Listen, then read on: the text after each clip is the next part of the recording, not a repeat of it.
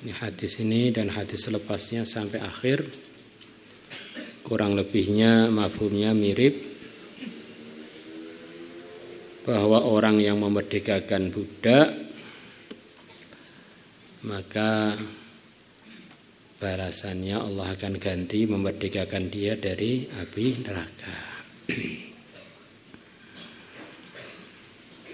Dan seperti keterangan kemarin, budak itu ada yang laki, ada yang wanita. Biasanya budak laki-laki itu lebih mahal 2 kali lipat atau bahkan lebih dari budak-budak wanita. Maka kalau orang memerdekakan budak laki-laki ini maknanya mengeluarkan uang lebih banyak. Kalau mengeluarkan memerdekakan budak wanita separuhnya atau bahkan kurang dari separuhnya. Maka diceritakan dalam hadis yang telah lalu dan yang akan datang bahwa kalau ada laki-laki memerdekakan budak laki-laki, maka Allah akan balas dia dimerdekakan dari api neraka. Kalau dia memerdekakan 2 budak wanita, maka 2 budak wanita itu akan jadi asbab merdeka dia dari neraka. Jadi kalau wanita yang dimerdekakan, yang dijanjikan untuk kemerdekaan dia dari neraka minimalnya 2 budak wanita. Jadi kalau sama-sama wanitanya, wanita merdeka memerdekakan budak wanita, maka 1 budak wanita cukup untuk memerdekakan 1 orang wanita dari api neraka.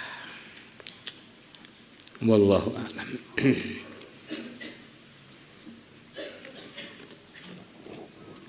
Di dalam Islam itu ada pengaturan-pengaturan yang telah diwahyukan oleh penciptanya manusia kepada yang mulia Nabi besar Muhammad SAW, termasuk pengaturan perbudakan, yang mana sebelum datangnya Rasulullah perbudakan itu sudah ada di kalangan manusia. Yang diantara asal mulanya perbudakan adalah karena terjadi pertempuran-pertempuran di kalangan manusia. Bahkan mulai manusia yang pertama, keluarga keluarganya Nabi Adam sudah ada pertempuran. Maka yang kalah menjadi bawahannya yang menang. Sampai tingkatan jadi budak.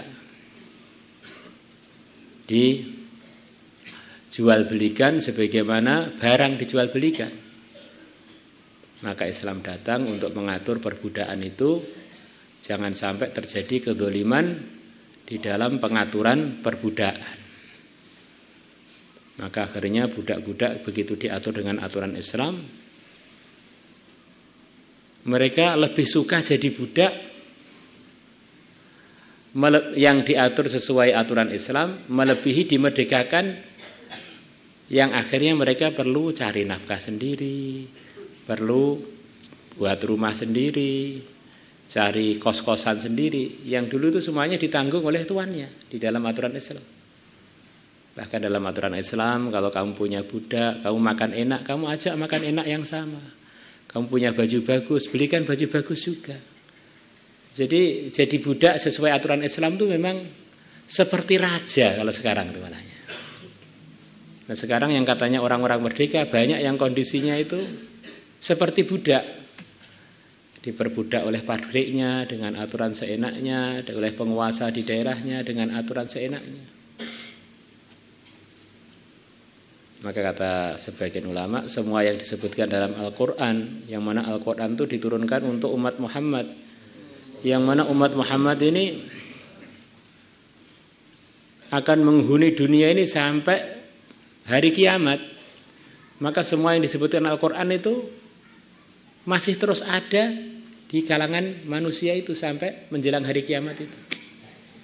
Maka perbudakan itu walaupun sudah dimufakati dihapuskan, kenyataannya di sebagian negeri Arab, di sebagian negeri Mauritania masih ada budak-budak yang memang mereka sampai sekarang pun suratnya surat sebagai budak, dan mereka enggan atau tidak mau dimerdekakan karena sudah merasa nyaman dengan bergabung dengan tuan-tuannya yang sangat sayang pada mereka. Seperti ceritanya jamaah-jamaah yang bergerak di Mauritania. Mereka ketemu orang-orang di sana yang masih punya budak. Budak laki-laki, budak wanita, budaknya banyak yang hafal Quran, bahkan budaknya jadi orang alim, budak wanitanya juga hafal Quran, qiraah asyrah macam gitu. Dan itu bisa dibeli sebagai budak. Di sanatnya ayahnya memang budak. Dan budaknya dari macam-macam ras, ada yang ras Afrika, ras Eropa, ras campuran, Masya Allah. Juga di sebagian negeri-negeri yang lain budak-budak itu tetap masih ada. Mereka benar-benar nggak mau dimerdekakan karena merdeka zaman akhir menurut mereka justru perbudakan.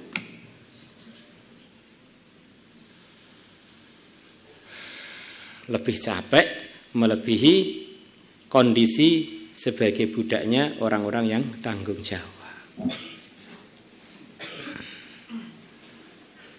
Bismillahirrahmanirrahim. Wa an Abi Umamah wa ghairihi min ashabin Nabi sallallahu alaihi wasallam.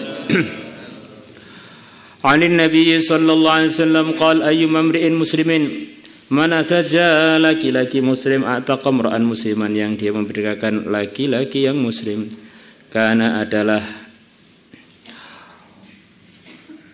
pemmerdekaan dia tadi, fikakahu jadi pembebasan dia, kemerdekaan dia, minan nari dari api neraka.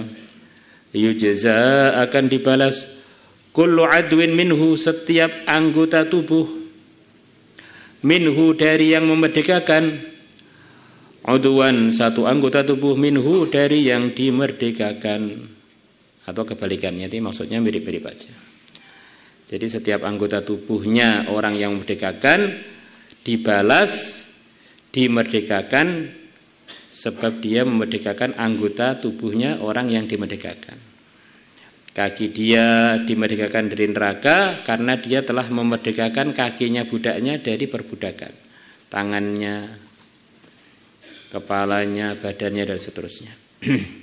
Wa ayyuma mri'in muslimin ataqa imra'atain, dan mana saja laki-laki muslim yang dia memerdekakan dua budak wanita, kanata maka dua budak wanita itu fikakahu adalah jadi pemmerdekaan dia, minan nari dari api neraka. Yujza akan dibalas kullu adwin minhuma, setiap anggota tubuh, minhuma dari kedua wanita itu, udwan minhu satu anggota tubuh, minhu dari yang memerdekakan. Rawahu Tirmidzi wa qala haditsun hasanun sahih wa rawahu binahwi Ahmad wa Abu Dawud bin hadits Ibnu Murrah atau Murrah bin Ka'ab As-Sulami wa zada fihi, dan beliau menambahkan dalam hadis beliau, wa ayyuma imra'atin muslimatin, dan mana wanita muslimah, ataqat yang dia merdekakan, imra'atan muslimatan wanita muslimah yang budak, kanat maka adanya wanita muslimah yang dia merdekakan itu, fikakaha menjadi pemerdekaannya wanita muslimah yang memerdekakan, minan nari dari api neraka. Yujza akan dibalas kullu adbin min a'dha'iha, setiap anggota tubuh dari anggota tubuhnya yang memerdekakan, udwan satu anggota tubuh, min a'dha'iha dari anggota-anggota tubuhnya yang dimerdekakan.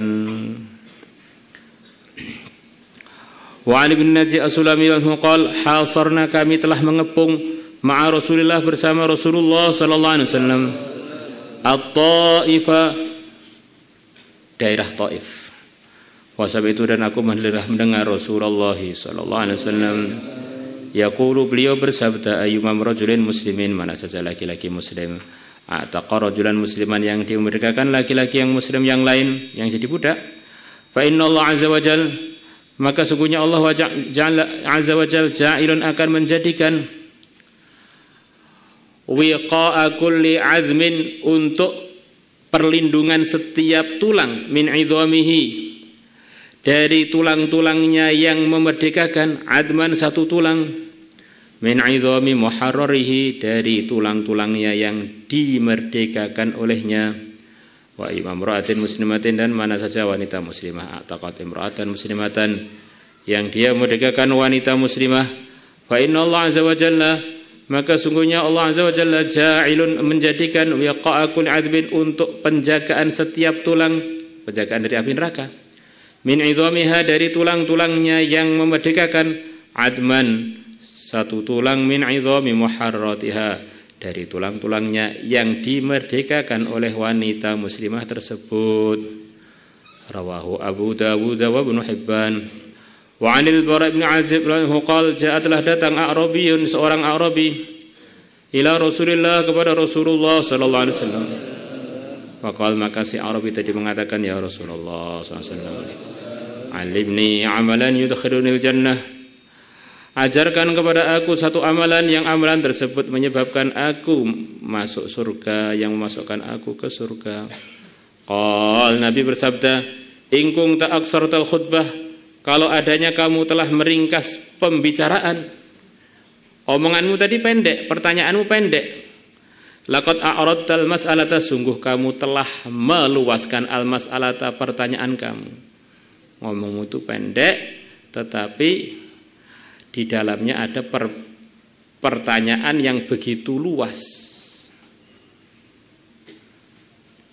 Ya Rasulullah, ajarkan kepada aku satu amalan yang amalan tersebut memasukkan aku ke surga. Omongan kamu itu pendek, tetapi begitu luas isinya, yaitu pertanyaan kamu itu satu amalan yang menyebabkan kamu masuk surga. Minta satu resep, resepnya itu begitu hebat, kalau diresepkan masuk surga, gitu maksudnya gitu. Pengen satu resep aja, nah, kan, pengen ringkas kan. Nah, tetapi resep tadi menyebabkan saya masuk surga.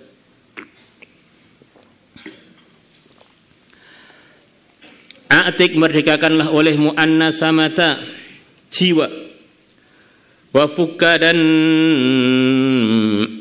lepaskanlah oleh kamu ar-raqabata, budak. A'tik an-nasamah wa fukka ar-raqabah. Di dalam bahasa Arab itu biasanya kalau ada wawu ataf itu sebelum wawu dan selepas wawu itu biasanya beda, mughayarah. Di nasamah dengan raqabah itu zahirnya sama. Tetapi kenapa oleh Nabi diatofkan? Maka sebagai orang Arab asli, Arabi tadi langsung bertanya, bukankah keduanya sama? Memerdekakan nasamah, memerdekakan budak, dan memerdekakan raqabah. Apa bedanya raqabah dengan nasamah? Kan mirip-mirip aja. Qala, maka Arabi bertanya, alaysata wahidatan, bukanlah keduanya adalah sama? Nasamah dengan raqabah itu sama. Qal Nabi bersabdalah, tidak sama. Mirip tapi enggak sama. Idkun nasamati, maksudnya memerdekakan jiwa, angtufroda, nasamah tersebut disendirikan, bi'idkiha, dengan pemerdekaannya. Bi'idkun nasamah ini diartikan oleh Nabi beda. Kalau idkun nasamah maksud saya budak tadi dimerdekakan oleh seorang saja. Itu namanya angtufroda bi'idkiha. Wa faqur raqabati, dan memerdekakan raqabah, angtu'ta, raqabah tersebut diberi fi thamaniha, di dalam harganya. Wallahu alam, maksudnya beda. Jadi kalau faqur raqabah tidak satu orangnya, bisa urunan beberapa orang, makanya ini harganya 10.000, maka ada 5 orang urunan 2.000, kemudian untuk diberikan harga tersebut untuk memerdekakan budak tersebut. Kalau a'tikin nasamah itu satu budak, satu orang merdekakan. Kalau a'tku raqabah tidak selalu harus satu orang. Wallahu a'lam. Di secara umum dalam selain ini a'tku raqabah dengan a'tku nasamah sama saja. Jadi kadang-kadang bisa berbeda. Jadi kalau berbeda maknanya kita memerdekakan budak total punya kita uangnya semua, atau urunan dengan teman kita, ini juga bagian yang menyebabkan kita masuk surga. Rawahu Ahmad wa Ibnu Hibban. Wa an Abi Sa'id al-Khudri radhiyallahu anhu annahu bahwasanya beliau telah mendengar Rasulullah sallallahu alaihi wasallam yaqulu, beliau bersabda, khamsun man amilahunna fi yaumin katabahu Allah min ahli jannah. Ada 5 perkara barang siapa mengerjakannya dalam satu hari, maka Allah akan menulis orang tersebut termasuk penduduk surga. Allah. Hari itu kebanyakan definisinya ya mulai fajar shodiq sampai tenggelamnya matahari dalam 12 jam itu. Kalau 24 jam ya yaumun walailah. Maka dohirnya adalah dalam mulai masuk waktu subuh sampai masuk waktu maghrib. Man 'ada maridha, yaitu orang yang menjenguk orang yang sakit. Wa syahida janazatan, dan dia menghadiri janazah. Syahida janazah itu sempurnanya ya ikut nyolati kemudian nyertai sampai ke kuburan, itu sempurnanya. Minimalnya ikut nyolati. Wa shoma yauman, dan dia puasa pada suatu hari, maksudnya hari itu. Ya puasa, ya jenguk orang sakit, juga nyolati janazah. Wa raha ilal jum'ati, dan dia berangkat ke Jumatan. Berarti ngamalkannya hari Jumat. Wa ataqa raqabatan, dan dia memerdekakan budak. Rawahu Ibnu Hibban telah meriwayatkannya. Di malam-malam ini kita tarawih, insyaallah semuanya sungguh-sungguh ya. Insyaallah. Rugi orang yang dilewati Ramadan sementara dosa-dosa dia belum diampuni. Maka kalau kita ini ikut sholat lima waktu berjamaah, kemudian ikut program-program istimai yang di pesantren ini, harapannya itu sudah bagian dari menunaikan hak-haknya Ramadan. Kalau rutin sampai akhirnya Ramadan, harapannya pasti dapat Lailatul Qadar. Maka diikuti, nafsu-nafsunya jangan digubris kalau pengen males-malesan. Normalnya orang beriman akan merasakan begitu masuk Ramadan, amalan-amalan akan ringan. Kalau masuk Ramadan tetap sama aja beratnya, maka kita perlu banyak istighfar. Karena setan-setan sudah diborgol. Ya, setannya diborgol. Tapi setan itu kan ada setan dari jin dan setan dari manusia. Kalau kita tetap nakal, tetap melanggar waktu Ramadan, jangan-jangan kita sudah jadi saingannya setan. Atau seniornya setan. Nah, ini bukan bagian digoda lagi, ini bagian menggoda. Nah, maka begitu Allah mengajarkan doa penjagaan kepada Nabi kita, minta penjagaan dari al-waswas al-khannas yang tukang bisi buruk, mundur, kalau enggak ada kesempatan mundur dulu, maju lagi begitu ada kesempatan al-waswas al-khannas. Allah meneruskan firman-Nya, minal jinnati wan nas, dari kalangan jin maupun dari kalangan manusia. Ya, ada setan dari kalangan jin dan setan dari kalangan manusia. Syayatinal insi wal jin, setan-setan dari kalangan manusia dan jin. Maka kita usaha Ramadan awal semangat, tengahnya tambah meningkat, akhirnya puncaknya mujahadah. Biar kita ini mengatur semangat kita sesuai dengan iman kita. Karena anugerahnya Ramadan itu tambah akhir tambah banyak. Pertama sudah semangat, tengahnya tambah, akhirnya puncak. Maka di akhir-akhir Ramadan 10 akhir, di antara yang disarankan dalam agama adalah kebanyakan malam tidak tidur. Ini kalau sudah di akhir-akhir Ramadan. Maka biasanya itikafnya Nabi adalah di akhir-akhir Ramadan.